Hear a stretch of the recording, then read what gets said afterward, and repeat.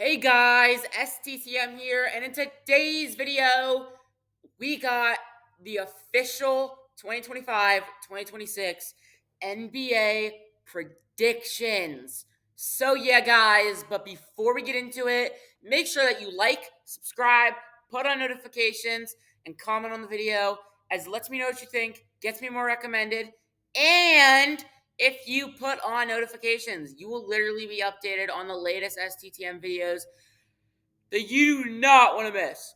So yeah, guys, but before we get into it, make sure that you wait, I already did that. And I'll just appreciate it. So, enough with the Japanese, and let's get straight into the video. Glip bow! So start off with the East. I think New York. I actually got New York as my one. Very strong team. They added some pieces on the bench. They still got Brunson, Cat, and Bridges. It's great chemistry all around. I love the addition of getting Mike Brown as their new coach. That's a really smart move. So Knicks did good there. All right, now at second, we got the Cavs, which I'd say is still another really good team. Kenny Atkinson's done super well with his team. Great chemistry all around. And I actually like having that backup point guard in Lonzo Ball. That was a really good addition. I think he's probably gonna be like a six man of the year. Philly, they should be a lot more healthy, and if Embiid goes out, they'll still have Tyrese Maxey, Quentin Grimes, VJ Edgecombe. It's a really good roster. I think they're actually gonna end up being great. Fourth for me is Orlando because their core is really starting to build up with like Paulo Banchero, Franz Wagner, Jalen Suggs, and Desmond Bane. And they still have a lot more other pieces. So this is a very well-rounded team. Pistons are also a very well-rounded team with a strong core of Cade Cunningham, Jaden Ivey, Asar Thompson, and Jalen Duren.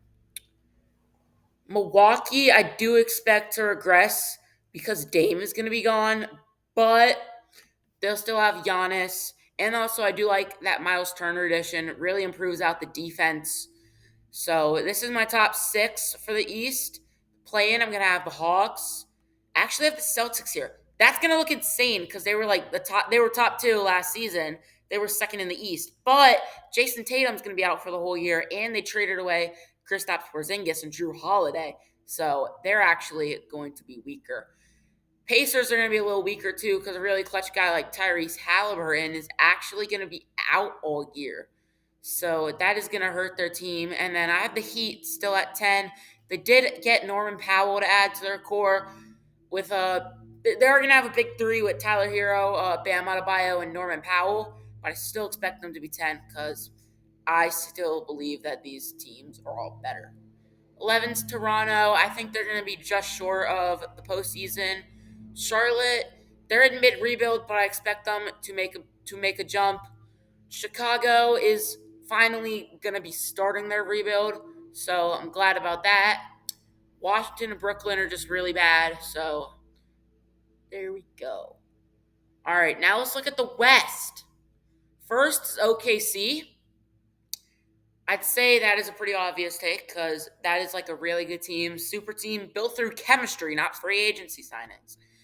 Houston, they got Kevin Durant. They still have great players as well, like Alperen Sengun and Amen Thompson, Fred VanVleet, a great young bench. This team's going to be really nice. Denver Nuggets, they actually have some depth now. They got Jonas Valanciunas, Bruce Brown, and Tim Hardaway. I mean, Jonas doesn't look super interested in playing in the NBA because he looks more like he looks like, as shown in the media, he looks like he wants to play more like overseas because he's been saying that in the media. But that is like one of the smartest bench moves that the Nuggets have gotten all free agency. And also they upgraded from MPJ to Cam Johnson, so I like that a lot. Dallas at 4 may look pretty crazy because they lack experience, but that Kyrie 80 and Cooper Flag duo is going to pay off really well. And if two of them are injured, and 80 is usually going to be injured, they'll still have Kyrie and Flag. And Flag is not really injury prone, so his potential will be shown all season. Not all season, but most games for Dallas. So that's going to be nice. Minnesota. They're a really good team. I think Ant is going to really carry this team. And they're just, I don't know, they just play really solid basketball. The Lakers are going to be at 6 because outside of Luca, LeBron, Austin Reeves, and Aiton, they don't really have much of like a legit starter or like much of a bench, to be honest. It's kind of a thin roster, not going to lie. That may sound crazy, but it kind of is.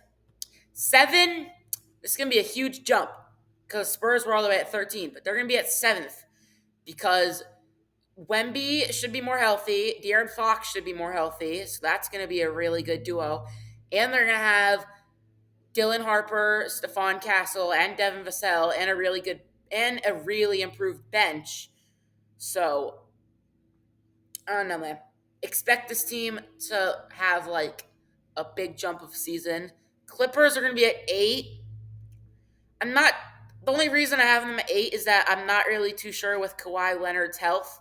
Like that's really like not very good most seasons. So they're probably instead of being in the top 6, they're probably going to drop down to 8th. And they also did lose Norman Powell, who was a key player for when Kawhi was out last season. So that's why they were able to be in the top 5 for the West. And they don't have him, so I have them at 8th. 9th is Golden State. They just look like a team that's going to stay in the play-in for years and years, which is kind of sad because that once was a dynasty. And also Curry, like he has Jimmy Butler's duo, but Jimmy Butler's like not as good as how he was with the Heat. So I don't know. 10 is Memphis because John Morant gets into a lot of stuff. Jaren Jackson Jr. has terrible leadership despite being a great player, and I'm just not too sure if they can just rely on random young guys to step up for their team for an entire season. 11, just missing out, is New Orleans. I'm not too sure how much Zion's going to play, but they have a very solid team. Phoenix is going to be at 12 because, well, they actually are still pretty good after the KD trade because they got Jalen Green to go along with Devin Booker. But I'm not too sure if they're really looking for postseason after a trade with after giving up Kevin Durant. Sacramento's an absolute mess right now, so I have them at 13. And then Portland, they're still a little messy. This is going to be a long rebuild, not going to lie. It's going to take a little bit to rebuild Portland, so I think they're going to be at 14. And then Utah is just very weak compared to all these other teams. I mean, Utah has its potential to grow a lot, but they're like very weak compared to these other teams, man. I don't know. So now let's go to the East playoffs. By the way, I don't have award predictions for this video, so I am sorry about that. I might do that in like a short. I think maybe I might do some award predictions, but for now, I just got the regular season and postseason predictions. So let's start off with the play-in for the East. 7 Atlanta Hawks versus 8 Boston Celtics. I'm not too sure if Tatum is back yet, but I think that core is going to win. So Boston Celtics will earn the 7 seed. And then the 9 seed Indiana Pacers, I think, will beat the 10 seeded Miami Heat in that play-in game right there. So let's give that to them.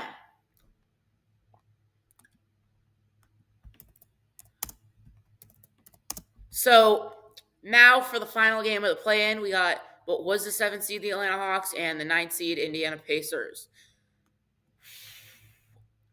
I think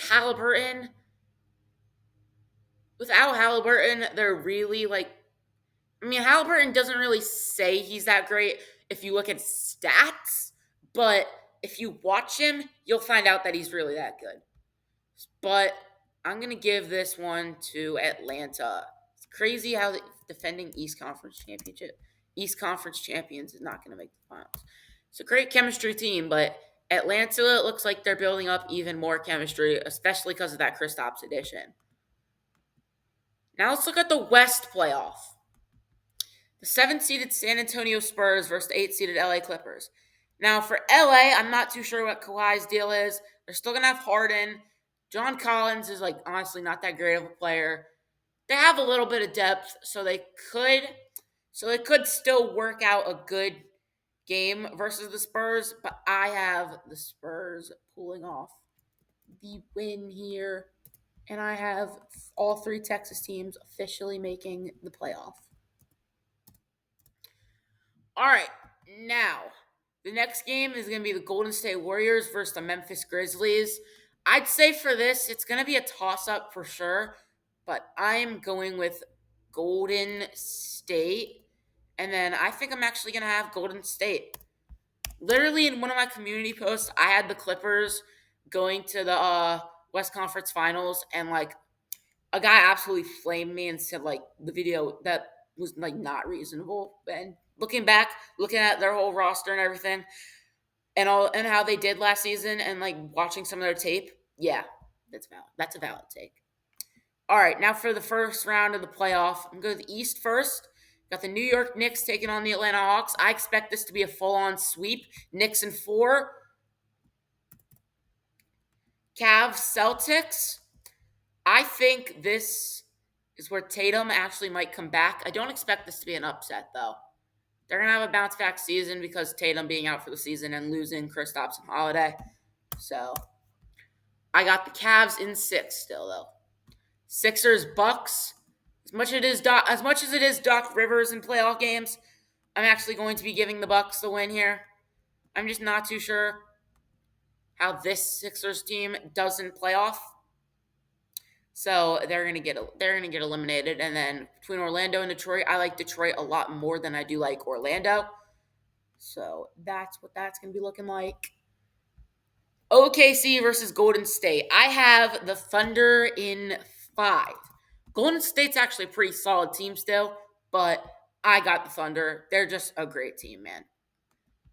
Spurs really lack playoff experience, so the Rockets are going to win in 5 as well. Nuggets, Lakers. I actually got the Nuggets in 7. Luka and LeBron is going to compete very well with that Nuggets roster, but I'm still going to have them. And then Dallas looks like they lack some experience, so give me the Timberwolves in 6. Now I'm actually continue with the West Conference semis. So Thunder Timberwolves. I'm going with the Thunder in actually 7 games. I think Ant can compete very well. I think Ant can make the Wolves compete very well with that Thunder team, but just give me the Thunder in 7. And for Rockets, Nuggets. Nuggets look a little more experienced, so I'm going to have them in a total of 7 games. And then in the East Conference semis, Knicks, Pistons, I got the Knicks in like 5 because Pistons really seem to struggle versus the Knicks a lot. I mean, that's a very back and forth relationship between two teams whenever they play, but Pistons, just like last year, they're not going to do super well versus the Knicks in the playoff. Cavs, Bucks, I'm going to have the Cavs because the Bucks are a lot weaker of a team. And then I have the Knicks beating the Cavs in 7 there. And then I actually have, this could actually go either way. Like, I can't even lie. This could go either way. Between the Thunder and the Nuggets. Both are great teams. The Nuggets got their depth back. They upgraded from MPJ to Cam Johnson, who's actually more of a consistent scorer. But the Thunder, the chemistry team that this built, and they're going to have the same team as their finals winning team from the 2024-2025 season.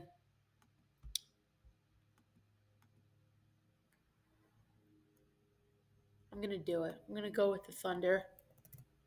I'm going to go with the OKC Thunder. Now we're at the finals. So I'd say the Knicks are going to win, I think the Knicks are genuinely going to win the first 2 games. And I think the Knicks are going to build off really strong momentum and win the first 2 games. And then I think the Thunder are going to take the next 2. And then the Thunder are going to take game 3. Knicks are going to, actually game 5. Then the Knicks are going to take game 6. And then I actually got the Knicks taking game 7. I think Brunson will perform very strong as the Knicks are the STTM predicted NBA champs. This Knicks team is a really strong team, guys. I think I believe in them heavily. I believe in the Thunder heavily, too, because they are really good with what they got. But give me the 2025-2026 Knicks, guys. So, yeah, let me know what you think down in the comments below as STTM is now out. See y'all next time. Road to 500 subs. Next to the champs.